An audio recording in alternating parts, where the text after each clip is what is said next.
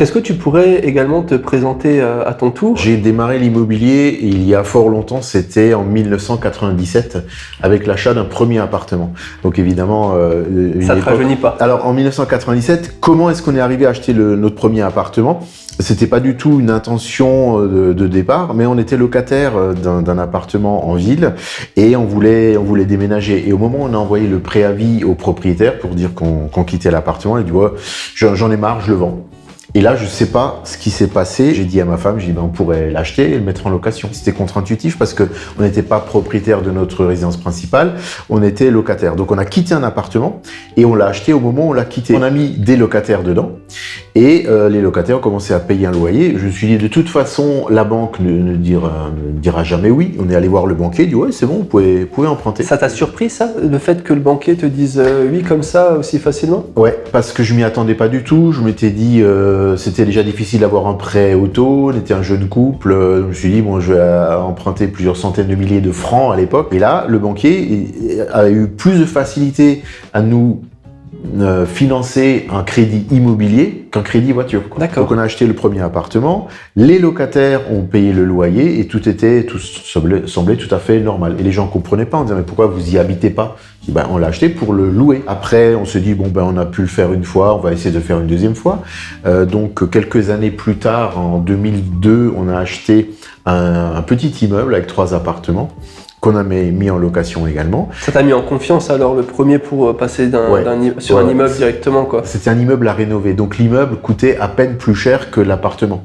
Mais c'était une ruine, l'immeuble c'était vraiment une ruine. Donc il fallait acheter l'immeuble et après faire les travaux. Donc on a pris des entreprises pour ça. Après c'était plus difficile parce qu'au bout d'un moment, effectivement, le banquier disait non, là vous êtes au maximum, on peut plus vous prêter, commencez à rembourser. Au bout de 15 ans, donc là, on fait un saut dans le temps. En 2012, le premier appartement était payé. Il y a eu 2 locataires en 15 ans.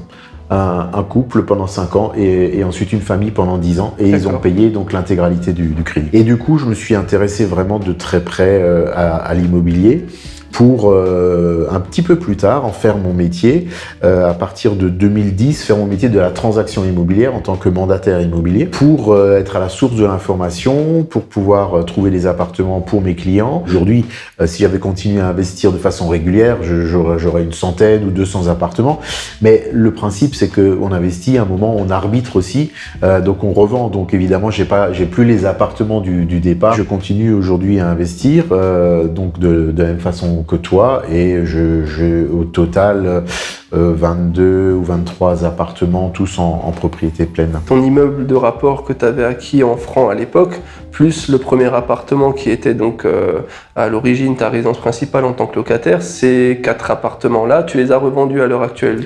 Oui, je les ai revendus parce que j'avais besoin d'argent, et ce qui est bien, les appartements ont été financés, ils ont été auto-financés par les locataires qui du coup ont payé un loyer qui m'a permis de rembourser le crédit. Avec 0 euros, 0 francs même à l'époque d'apport, ça m'a permis de me constituer un capital, et j'aurais pas réussi grâce à l'épargne à me constituer ce capital parce qu'on est faible, ça demande une discipline.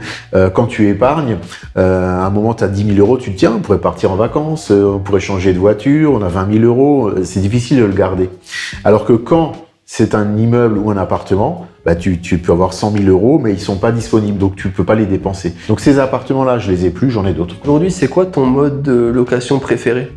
Alors mon mode de location préféré, et depuis l'origine, parce que c'est comme ça que j'ai démarré. Quand j'ai démarré en 1997, la location courte durée n'existait pas. Alors il y avait déjà les chambres d'hôtes, il y avait les gîtes, mais c'est pour ça qu'il fallait avoir une maison ou un grand appartement. Pour faire des réservations, il fallait des catalogues, il fallait commander des guides aux offices de tourisme, c'était pas pour tout le monde. Ma préférence dès le départ, ça a été de la location nue. Parce que moi-même, j'ai été locataire à l'origine, donc je savais comment ça se passait. Ce qui me plaît dans la location nue, justement, c'est que c'est l'anti-stress. Contrairement à la location courte durée ou la location saisonnière, en location nue, je trouve un locataire et il reste la plupart du temps plusieurs années, il paye le loyer tous les mois.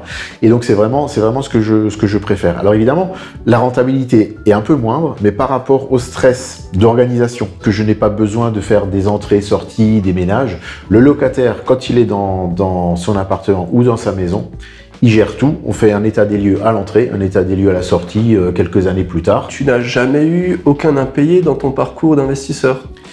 J'ai eu des impayés temporairement, mais j'ai cette chance-là ou cette discipline où j'ai mis en place les outils qui font que depuis 1997, je n'ai pas eu un seul mois d'impayés. J'ai eu des impayés temporairement, mais que j'ai pu récupérer grâce soit aux assurances qu'on appelle GLI, garantie loyer impayé, soit depuis quelques années grâce à la garantie Visal, soit des garants. Mes locataires, je cherche à avoir une relation apaisée avec eux. Je leur explique au départ, je ne suis pas le méchant propriétaire, on est partenaires.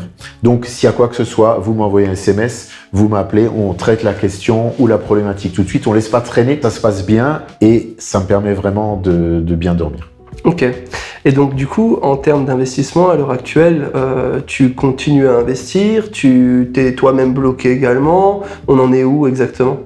Alors, c'est exactement ça. Au bout d'un moment, quand il y a beaucoup d'investissements en cours et que les durées de crédit sont encore longues, le banquier dit stop, l'accès au crédit est plus exigeant, il y a besoin de plus d'apports, et le banquier en est toujours à dire, en fonction du statut choisi, mais ça on aura l'occasion d'en parler dans différentes vidéos, mais en fonction du statut choisi, il dit là vous êtes au maximum du taux d'endettement, même en intégrant les loyers, donc aujourd'hui stop, revenez dans un an. J'ai les différents outils, différents types de SCI qui permettent pour certaines de continuer à investir parce que les SCI qui sont soumises à l'impôt sur les sociétés, effectivement ne rentrent pas dans le cadre de l'endettement personnel. J'ai ralenti un petit peu, surtout que là je travaille sur un très gros projet actuellement depuis plusieurs mois, voire même plus d'une année, qui me prend beaucoup de temps, d'énergie et qui a mis de côté un peu les investissements suivants.